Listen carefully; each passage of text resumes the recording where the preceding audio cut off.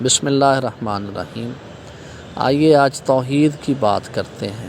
کسی شاعر نے کہا تھا توحید تو یہ ہے کہ خدا حشر میں کہہ دے یہ بندہ دو عالم سے خفا میرے لیے ہے۔ اور کسی مفکر نے کیا خوب کہا کہ اللہ ہر شخص کا نصیب ہے مگر جسے اللہ نہ ملے وہ بڑا ہی بد نصیب ہے۔ سامعین محترم، یہ آج سے کچھ برس پہلے کی بات ہے۔ ناچیز حضور سیدی علی بن عثمان حجویری علیہ رحمت کے در اقدس پہ تھا۔ یہ گیٹ نمبر 5 پہ ایک چھوٹی سی مسجد میں ہم 3 دوست تھے اور یہ عرس کا موقع تھا۔ وہاں ایک انتہائی طویل العمر درویش سے ملاقات ہوئی۔ میں نے ان سے پوچھا آپ کی عمر کیا ہے؟ انہوں نے فرمایا کہ میری عمر تقریباً 125 سال ہے۔ میں نے کہا یہاں کب سے ہیں؟ تو انہوں نے فرمایا 125 سال سے۔ گویا وہ اس سے پہلے کی عمر کو اپنی زندگی تصور ہی نہیں کرتے تھے، اور یہ بڑا ایک لطیف نکتہ ہے جو پھر کبھی صحیح کہ اس سے کیا مراد ہے۔ بہرحال طویل العمر درویش تھے اور غالباً ان کی عمر ہوگی 145 سال۔ میں نے پوچھا آپ کا علاقہ کون سا ہے؟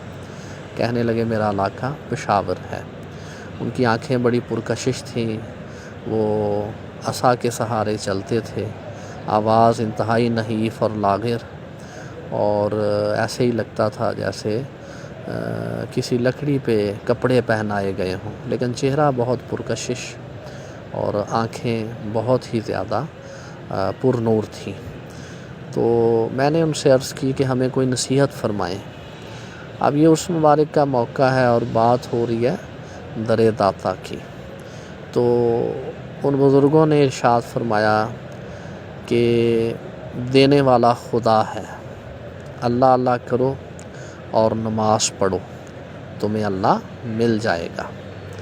یعنی وہی بات جو قرآن کریم فرقان حمید میں ارشاد فرمائی گئی، بسم اللہ الرحمن الرحیم، قد افلح من تزکیٰ وذکر اسم ربہ فصلی بل تؤثرون الحیاۃ الدنیا والآخرۃ خیر وابقیٰ ان ھذا لفی الصحف الاولی صحف ابراہیم وموسیٰ۔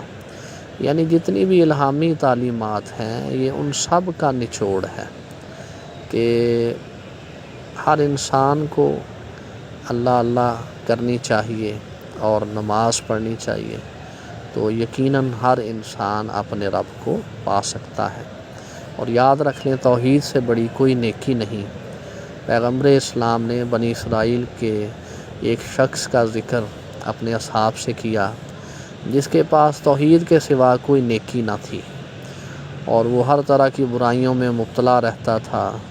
جب اس کا وقت آخر آیا تو اس نے اپنے لوگوں سے کہا جب میں مر جاؤں تو میری لاش کو جلا دینا اور جو راکھ ہوگی اس کو ہوا میں اڑا دینا۔ چنانچہ ایسا ہی کیا گیا۔ جب وہ شخص اس کا انتقال ہوا تو اس کے جو لواحقین تھے انہوں نے اس کی لاش کو جلا دیا اور پھر اس کی راکھ کو ہوا میں اڑا دیا۔ جب یہ شخص بارگاہ الہی میں پہنچا تو اللہ رب العزت نے اس سے پوچھا کہ اے شخص تم نے ایسا کیوں کیا؟ تو اس نے عرض کی مالک الملک، مجھے آپ سے بڑی حیا آتی تھی، میں یہ جانتا تھا کہ ساری زندگی گناہوں میں گزری، فسق و فجور میں گزری، تو میں کون سا منہ لے کر آپ کی بارگاہ میں آؤں، اس لیے میں نے یہ وصیت کی کہ میری لاش کو جلا دینا اور میری راکھ کو ہوا میں اڑا دینا۔ اللہ رب العزت نے ارشاد فرمایا بلا شبہ تم نے ساری زندگی گناہوں میں گزاری، لیکن تمہاری توحید کی نیکی کی وجہ سے جاؤ میں نے تمہیں بخش دیا۔ تو سامعین محترم، توحید سب سے بڑی نیکی ہے، اور کشف المحجوب میں ہے ایک درویش نے سفر کیا اور اللہ کے ولی کی زیارت کی۔ طویل سفر کے بعد جب وہ درویش اس ولی کے پاس پہنچا تو اللہ کے اس ولی سے عرض کی مجھے کوئی نصیحت فرمائیں۔ تو انہوں نے ارشاد فرمایا بیٹا میں صرف تمہیں 2 کاموں کی نصیحت کرتا ہوں۔ اول، ہمیشہ توحید کی حفاظت کرنا، دوم ہمیشہ وقت کی حفاظت کرنا۔ توحید کی حفاظت سے انسان کا ایمان سلامت رہتا ہے، اور وقت کی حفاظت سے انسان اعمال صالحہ بجا لاتا ہے۔